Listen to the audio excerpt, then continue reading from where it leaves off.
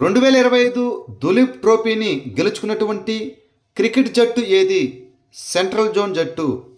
సోమవారం బెంగళూరులోని బీసీసీఐ గ్రౌండ్లో జరిగిన దులీప్ ట్రోఫీ సమ్మిట్ మ్యాచ్లో చివరి రోజున సెంట్రల్ జోను కొన్ని అడ్డంకులను అధిగమించి సౌత్ జోనును 6 వికెట్ల తేడాతో ఓడించింది. భారతదేశ మనుస్క్రిప్ట్ వారసత్వాన్ని డిజిటలైజ్ చేయడానికి మరియు సంరక్షించడానికి జ్ఞాన భారతం అంతర్జాతీయ సమావేశంలో ప్రారంభించబడిన పోర్టల్ పేరు ఏమిటి? జ్ఞాన భారత్ పోర్టల్. ఇటీవల ప్రధానమంత్రి నరేంద్ర మోదీ న్యూఢిల్లీలో జరిగిన జ్ఞాన భారతంపై జరిగిన అంతర్జాతీయ సమావేశంలో జ్ఞాన భారతం పోర్టల్ను ప్రారంభించారు. ఈ పోర్టల్ 2025 బడ్జెట్ సెషన్లో ప్రకటించిన జ్ఞాన భారతం మిషన్లో భాగం. భారతదేశంలోని 1 కోటి మనుస్క్రిప్ట్లను డిజిటలైజ్ చేయడం, జాబితా చేయడం మరియు సంరక్షించడం, అదేవిధంగా వాటిని ప్రపంచవ్యాప్తంగా అందుబాటులో ఉంచడం ఈ మిషన్ యొక్క లక్ష్యం. జాతీయ మహిళా సాధికారత సమావేశం 2025 ఎక్కడ జరిగింది? ఆంధ్రప్రదేశ్. ఇటీవల లోక్సభ స్పీకర్ ఆంధ్రప్రదేశ్లోని తిరుపతిలో మహిళా సాధికారతపై పార్లమెంటరీ మరియు శాసనసభ కమిటీపై 2 రోజుల జాతీయ సమావేశాన్ని ప్రారంభించారు. తిరుపతి తీర్మానం ఆమోదించడం ద్వారా సమావేశం ముగిసింది. 2047 నాటికి వికసిత్ భారత్ వైపు మహిళల విద్య, ఆరోగ్యం, భద్రత, గౌరవం మరియు స్వావలంబనను ముందుకు తీసుకెళ్లడానికి తిరుపతి తీర్మానం ఒక రోడ్ మ్యాప్ను వివరించింది. భారతదేశంలో డా విన్సీ రోబోటిక్ సర్జికల్ సిస్టంపై శిక్షణ ఇచ్చిన మొట్టమొదటి ప్రభుత్వ వైద్య కళాశాల ఏది? All India institute of medical sciences, New Delhi, అనగా ఎయిమ్స్ న్యూఢిల్లీ. భారతదేశంలో డా విన్సీ రోబోటిక్ సర్జికల్ సిస్టంపై శిక్షణ అందిస్తున్న మొట్టమొదటి ప్రభుత్వ వైద్య కళాశాలగా ఎయిమ్స్ న్యూఢిల్లీ నిలిచింది. ఈ ఎయిమ్స్ న్యూఢిల్లీ ఇప్పుడు భారతదేశంలో శిక్షణ కోసం 2 రోబోటిక్ సిస్టమ్లను కలిగి ఉన్న ఏకైక సంస్థగా మారింది.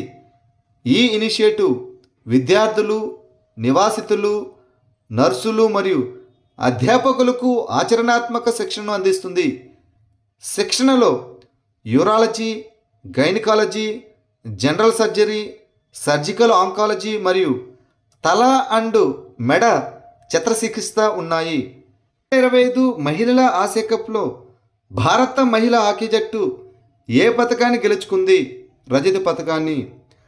చైనాలోని హాంగ్జౌలో జరిగిన 2025 ఆసియా కప్లో చైనా మహిళల హాకీ జట్టు భారత్ను 4-1 తేడాతో ఓడించి టైటిల్ను గెలుచుకుంది. ఈ విజయంతో చైనా బెల్జియం అండ్ నెదర్లాండ్స్లో జరిగే 2026 హాకీ ప్రపంచ కప్కు అర్హత సాధించింది. ఇక భారతదేశం రజత పథకాన్ని గెలుచుకోగా జపాను కాంస్య పథకాన్ని గెలుచుకుంది. భారతదేశంలో అతిపెద్ద మరియు అత్యంత అధునాతన క్రీడా కాంప్లెక్స్ను ఎక్కడ ప్రారంభించారు? అహ్మదాబాద్, గుజరాత్. గుజరాత్లోని అహ్మదాబాద్లోని నరన్పురాలో భారతదేశంలోనే అతిపెద్ద మరియు అత్యంత ఆధునిక క్రీడా కాంప్లెక్స్ని కేంద్ర హోంమంత్రి అమిత్ షా ప్రారంభించారు.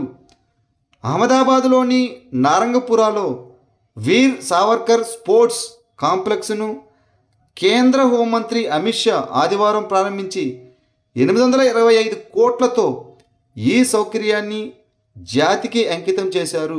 2025 ఐసీసీ మహిళల క్రికెట్ ప్రపంచ కప్కు ఏ 2 దేశాలు సహా ఆతిథ్యం ఇస్తున్నాయి? భారతదేశం మరియు శ్రీలంక. భారతదేశం మరియు శ్రీలంక కలిసి నిర్వహించే ఐసీసీ మహిళా క్రికెట్ ప్రపంచ కప్ 2025 సెప్టెంబర్ 30న ప్రారంభం కానుంది. ఐసీసీ తన ప్రధాన ప్రచార చిత్రమైనటువంటి విల్ టు విన్ను విడుదల చేసింది. ఇది సంకల్పం మరియు పట్టుదలను హైలైట్ చేస్తుంది. ఇది మహిళల క్రికెట్ స్ఫూర్తిని ప్రతిబింబిస్తుంది. ఆభరణాల వ్యాపారాన్ని ప్రోత్సహించడానికి భారతదేశం సౌదీ అరేబియా ఆభరణాల ప్రదర్శన అనగా SAGX 2025ను ఎక్కడ ప్రారంభించింది? జెడ్డా. భారతదేశం మరియు సౌదీ అరేబియా మధ్య వాణిజ్యం మరియు పెట్టుబడి అవకాశాలను అన్వేషిస్తూ ప్రదర్శనతో పాటు ప్రపంచ ఆభరణాల పెట్టుబడి వేదిక జరిగింది. సౌదీ అరేబియా ఆభరణాల ప్రదర్శన 2025 సెప్టెంబర్ 11న జెడ్డా సూపర్ డోమ్లో ప్రారంభించబడింది. 20వ ప్రపంచ అథ్లెటిక్స్ ఛాంపియన్షిప్ ఎక్కడ ప్రారంభమైంది? Tokyo, Japan. 20వ ప్రపంచ అథ్లెటిక్స్ ఛాంపియన్షిప్లు జపాన్లోని టోక్యోలో ప్రారంభం అయ్యాయి. ఈ ఛాంపియన్షిప్ ఈ నెల 18 వరకు కొనసాగుతుంది.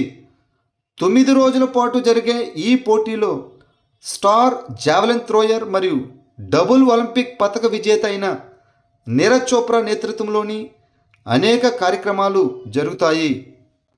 బైరాబీ సాయిరాంగ్ రైలు మార్గాన్ని ప్రధాని మోదీ ఎక్కడ ప్రారంభించారు? మిజోరం. ప్రధానమంత్రి నరేంద్ర మోదీ మిజోరం యొక్క మొట్టమొదటి రైల్వే లైన్ అయినటువంటి బైరాబీ సైరాంగ్ రైల్వే లైను లింగ్పుయ్ విమానాశ్రయం నుండి అదేవిధంగా సైరాంగ్ రైల్వే స్టేషన్ నుండి ప్రారంభించారు మరియు ఐజ్వాల్ను ఢిల్లీతో కలిపే రాష్ట్ర తొలి రాజధాని ఎక్స్ప్రెస్ను జెండా ఊపి ప్రారంభించారు. సెప్టెంబర్ 2025లో నేపాల్ తాత్కాలిక ప్రధానమంత్రిగా ఎవరు ప్రమాణ స్వీకారం చేశారు? సుశీలా కర్కి. నేపాల్ మాజీ ప్రధాన న్యాయమూర్తి అయిన సుశీలా కర్కి తాత్కాలిక ప్రధానమంత్రిగా ప్రమాణ స్వీకారం చేశారు. పెద్ద ఎత్తున నిరసనలు చెలరేగడంతో మాజీ ప్రధాని KP శర్మ ఓలీ రాజీనామా చేయాల్సి వచ్చింది. 73 ఏళ్ల కర్కి నేపాల్ తొలి మహిళా ప్రధాన న్యాయమూర్తి. అవినీతిపై ఆమె ఎలాంటి సహనం లేని వైఖరికి పేరుగాంచారు. మోకామా ముంగర్ గ్రీన్ఫీల్డ్ హైవే ప్రాజెక్టును ఏ రాష్ట్రంలో అభివృద్ధి చేస్తున్నారు? బీహార్. 4447 కోట్లతో మోకామా ముంగేర్ హైవే ప్రాజెక్టు బీహార్లో అభివృద్ధి చేయబడుతుంది. ఇది పెద్ద బక్సర్ బాగల్పూర్ హై స్పీడ్ కారిడార్లో భాగం. ఈ హైవే మోకామా, బరాహియా, లఖిసరై, జమాల్పూర్ మరియు ముంగేర్ గుండా వెళుతుంది. ఇది తూర్పు బీహార్ అంతటా కనెక్టివిటీని పెంచుతుంది మరియు ప్రాంతీయ పరిశ్రమలకు మద్దతిస్తుంది. జిర్కాన్ అనేది స్క్రామ్జెట్ ఎనర్జీతో పనిచేసే హైపర్సోనిక్ క్రూయిజ్ క్షిపణి. దీనిని ఏ దేశం అభివృద్ధి చేసింది? రష్యా. బారెంట్స్ సీలోని లక్ష్యంపై జిర్కాన్ హైపర్సోనిక్ క్రూయిజ్ క్షిపణిని ప్రయోగించినట్లు రష్యా ఇటీవల ప్రకటించింది. రష్యా లేదా బెలారస్పై దాడి జరిగితే సైనిక కమాండ్ మరియు సమన్వయాన్ని మెరుగుపరచడానికి జపాడ్ అని పిలువబడే ఉమ్మడి వ్యాయామం సెప్టెంబర్ 12న ప్రారంభమైంది. ఇది మొదట నావికా లక్ష్యాలను ఛేదించడానికి నిర్మించబడింది, కానీ తర్వాత భూదాడి మిషన్ల కోసం అప్గ్రేడ్ చేయబడింది. భారత నావికాదళానికి చెందిన INS అరావళి ఎక్కడ ప్రారంభించబడింది? గురుగ్రామ్, హర్యానా. భారత నావికాదళం తన తాజా నావిక స్థావరమైన INS అరావళిని హర్యానాలోని గురుగ్రామంలో ప్రారంభించింది. ఈ వేడుక సెప్టెంబర్ 12న నావికాదళ అధిపతి అయిన అడ్మిరల్ దినేష్ K. త్రిపాఠి సమక్షంలో జరిగింది. తిపేశ్వర్ వన్యప్రాణుల అభయారణ్యం ఏ రాష్ట్రంలో ఉంది? మహారాష్ట్ర. ఇటీవల మహారాష్ట్రలోని తిపేశ్వర్ వన్యప్రాణుల అభయారణ్యంలో అటవీ శాఖ గస్తీ బృందం ప్యాంగోలను కనుగొంది. తిపేశ్వర్ వన్యప్రాణుల అభయారణ్యం మహారాష్ట్రలోని యావత్మల్ జిల్లాలో ఉంది. దీనికి తిపేశ్వర్ గ్రామంలోని దేవత టిపాయి మందిరం పేరు పెట్టారు.